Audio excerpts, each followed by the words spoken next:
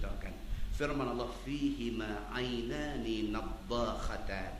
Pada kedua syurga itu dua mata air yang mengalir tidak putus-putus. Dia ulang lagi sekali. Dalam syurga ada dua mata air. Fabi ayyi ala'i rabbikuma tukazziban. Nikmat apa lagi yang kamu nak dustakan?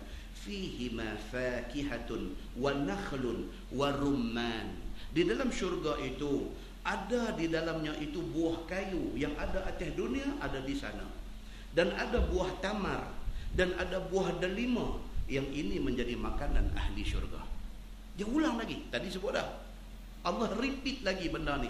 Fabi ayyi ala'i rabbikuma tukazziban. Nikmat apa lagi yang kamu nak dustakan? Fihinna khairatun hisan. Maka dalam syurga itu, di dalam syurga yang dua itu, ada berapa banyak perempuan yang baik perangainya, yang cantik rupa parahnya daripada bidadari. Itu dia. Dalam syurga Allah sediakan yang cukup cantik, yang tak pernah tengok cantik seumpama tu. Maka perempuan anak Adam terlebih afdal daripada hurul ain dengan 70,000 kali ganda, dengan sebab iman dan ibadah mereka itu dalam dunia pula. Ada pula satu riwayat mai dia kata apa? Perempuan yang dalam dunia, isteri kita yang dalam dunia, dia lebih baik daripada hurul ain ini, lebih baik daripada hurul ain dengan 70,000 kali ganda. Kalau sekiranya dia satu orang yang beriman dan beribadah kepada Allah masa dalam dunia. Itu dia. Allah bagi balik kepada isteri yang salihah ini di akhirat esok, dia ni lebih mulia daripada hurul ain yang menjadi kemuliaan ahli syurga. Nampak? Tuhan dia tak pisahkan kita. Dia tak pisahkan kita. Jangan itu ingat ni, saya tanya ustaz, saya esok, saya kalau boleh saya tak mau lah, boleh saya mau bini saya juga dalam surga. Oh, itu gampang. Itu gampang. Itu mudah bagi Tuhan.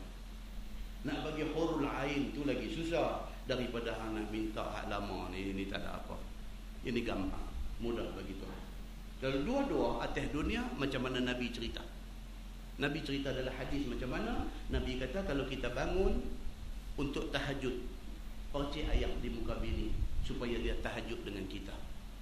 Kalau isteri bangun untuk tahajud, percik ayam di muka kita supaya kita tahajud sama dengan dia. Dua ni di sana esok cantik. Gandingan yang mantap. Gandingan yang paling cantik. Dua ni. Lebih tu seorang aja ada pergi semayang, seorang lagi tak boleh pakai. Habis. Berpisah kita di sana esok ni. Nah, baik. Fabi ayyi ala'i rabbikuma tukazziban. Maka nikmat yang macam mana lagi yang kamu nak dustakan?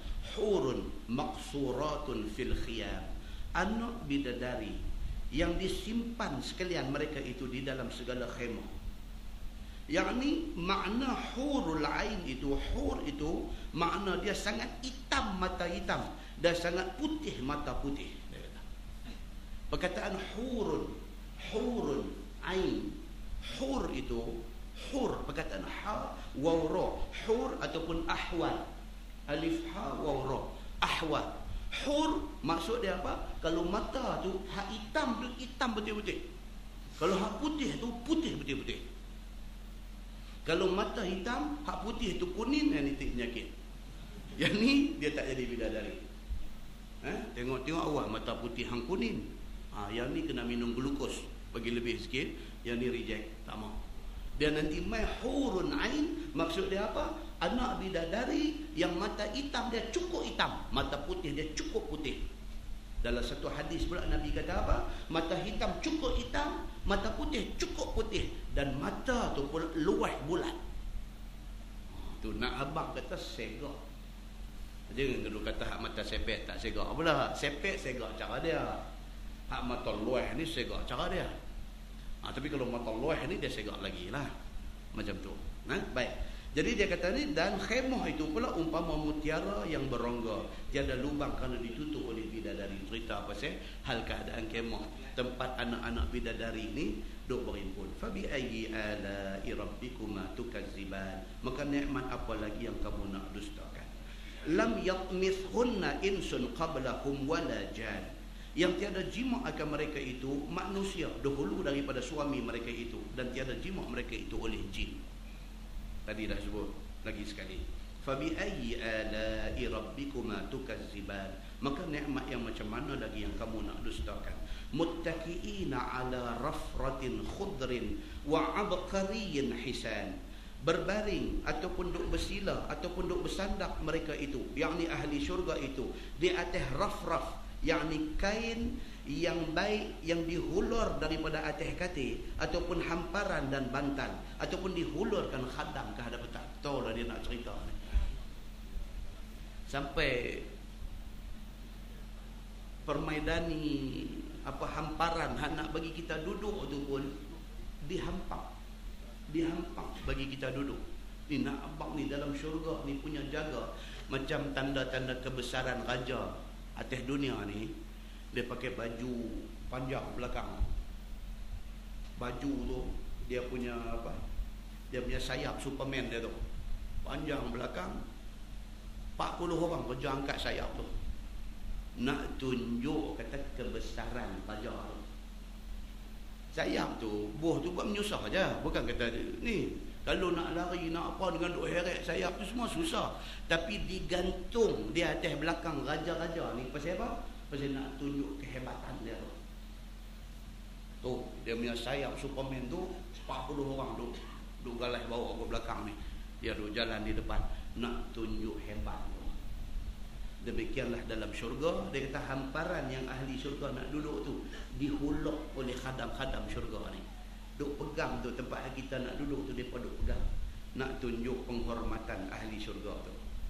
Fabi ayyi ala'i rabbikuma tukazziban. Maka dengan apa nikmat Tuhan yang kamu nak dustakan?